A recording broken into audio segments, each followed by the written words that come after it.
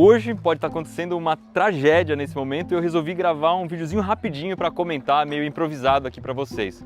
O que aconteceu é que um submarino com 5 pessoas a bordo desapareceu na costa do Canadá e como a gente fez o submarino do Manual do Mundo, tá todo mundo me marcando em tudo quanto é canto pedindo para que eu comente esse negócio. O que acontece é que existe uma empresa que se chama OceanGate, que ela faz um passeio turístico levando pessoas até o naufrágio do Titanic. Sim, é um submarininho pequenininho que desce até onde estão os destroços do Titanic e essa viagem custa 250 mil dólares. Sim, é exatamente isso que você ouviu, uma viagem que custa mais de R$1 milhão para você descer até o fundo do mar e ver o Titanic naufragado. O mais doido é que quando a gente estava construindo o submarino, eu pesquisei muito sobre essas viagens subaquáticas e tudo mais, e eu achei essa empresa, fui pesquisar quanto é que custava para descer lá embaixo e demorou muito tempo para eu processar quando eu vi esse valor. Eu vi no site deles lá 250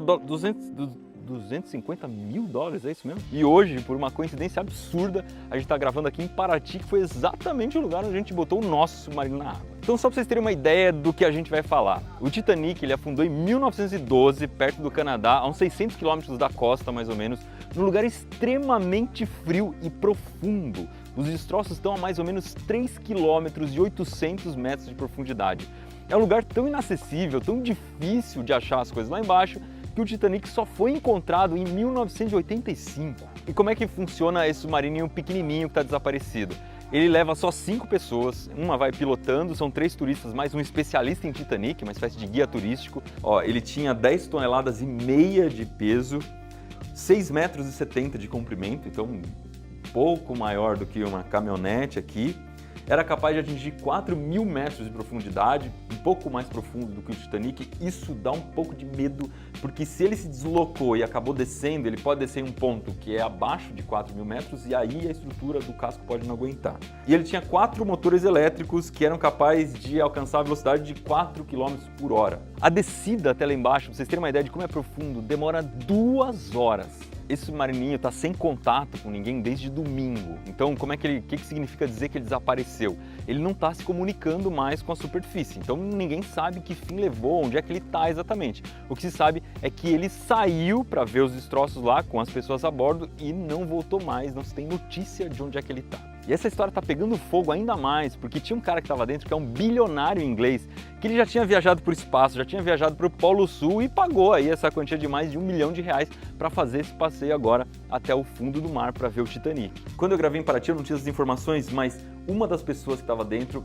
era o CEO da própria empresa, o CEO da OceanGate. Então muita gente fala aí, o picareta enganou os milionários, não sei o quê. Não exatamente, porque se o cara estava dentro do próprio submersível é porque ele acreditava que aquele negócio funcionava. Outra pessoa que estava dentro era um francês explorador do Titanic, que era um dos caras mais experientes em Titanic da história.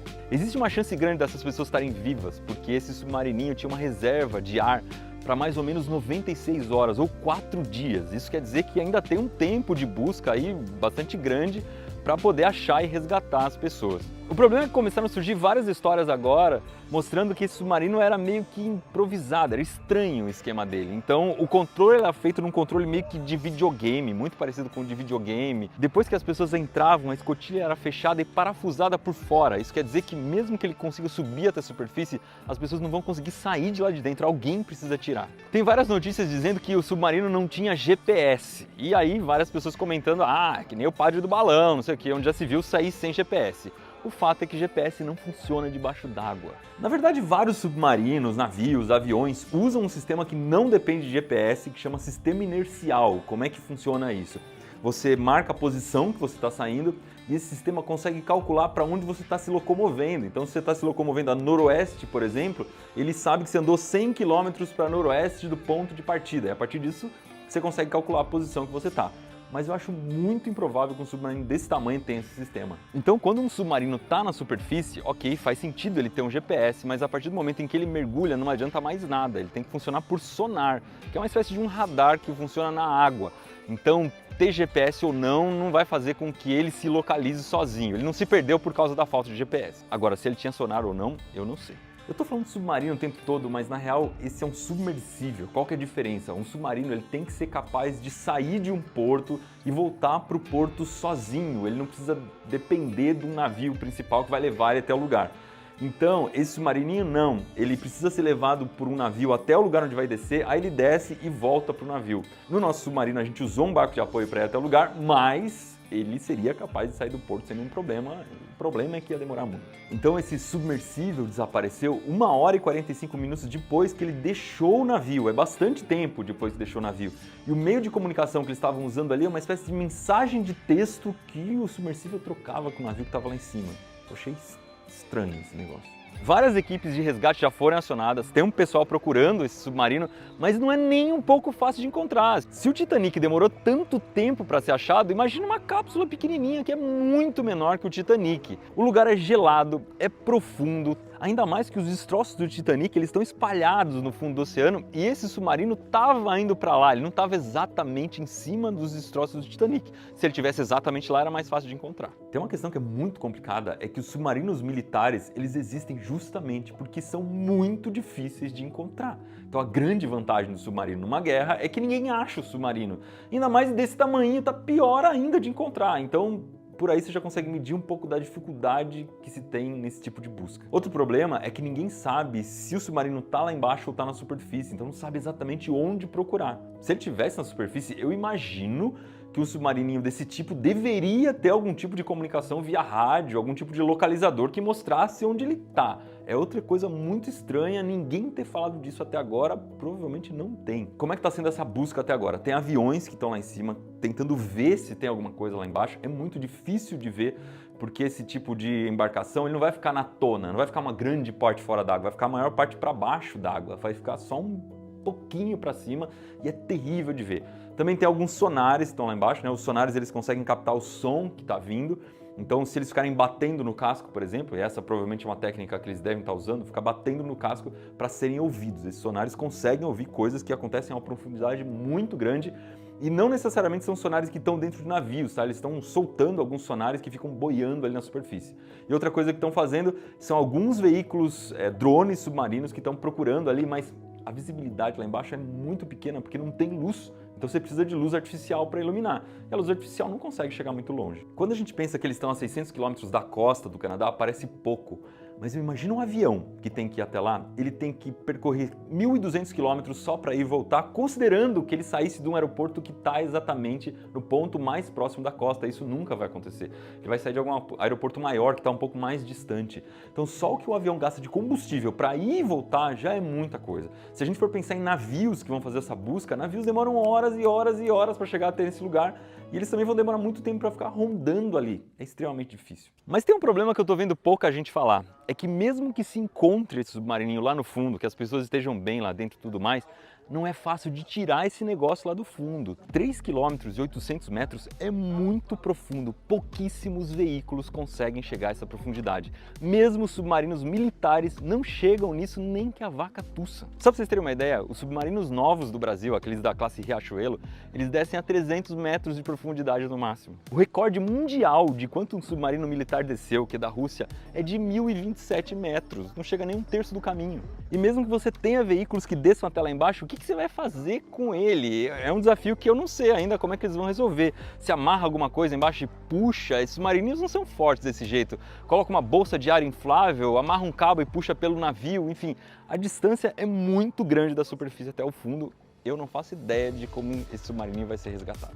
Mas é lógico que a galera da internet não perdoa e tem um monte de gente fazendo relações com o submarino do Manual do Mundo. Ah, se um submarino que o passeio custa R$1 milhão e afunda, imagino que poderia ter acontecido com o submarino do Manual do Mundo que foi construído lá na garagem do Manual do Mundo.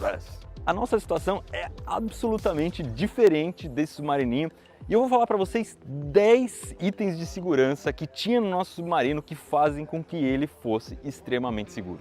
Primeiro que a gente desceu só a 7 metros de profundidade. O chão estava a 7 metros de profundidade, não tinha como passar do leito oceânico. O submarino não tinha como virar um tatu e descer abaixo disso. Nessa profundidade a luz chega numa boa, todo mundo pode descer, enfim, é seguro. Daria para descer até tampando o nariz e fazendo um esforço. Segundo item de segurança essencial do nosso submarino é que ele era pressurizado. O que quer dizer? Conforme ele descia, ia aumentando a pressão dentro da cabine e igualando com a pressão de fora. Isso quer dizer que o casco não precisava ser super resistente e pesado. Com a pressão se igualava, não existia força em cima do casco praticamente. Terceira coisa é que dava para sair numa boa de dentro do nosso submarino. Vocês viram no teste que a gente fez na piscina e tudo mais. Eu conseguia encher o submarino de água, igualar a pressão, abrir escotilha e simplesmente sair dele. Existia essa chance de evacuar. Nesse submarininho, pelo jeito, eles não conseguem nem abrir a escotilha por dentro e muito menos é possível fazer isso, porque se ele tiver a 3 km de 800 de profundidade, a pressão é absurda. Nenhum ser humano é capaz de sobreviver nessa pressão. Fora que não daria para abrir nem que a vaca-tussa numa pressão dessa. Pra vocês terem uma ideia, 3.800 dá 380 vezes a pressão atmosférica, mais ou menos. Além de tudo isso, a gente foi acompanhado de mergulhadores, então a todo momento tinha alguém do lado do submarino vendo o que eu estava fazendo, não tinha como me perder. O mar estava limpo e como era raso, o submarino ficava visível a partir da superfície da água, então se você estava no barco, você olhava para baixo, você conseguia ver o submarino lá embaixo.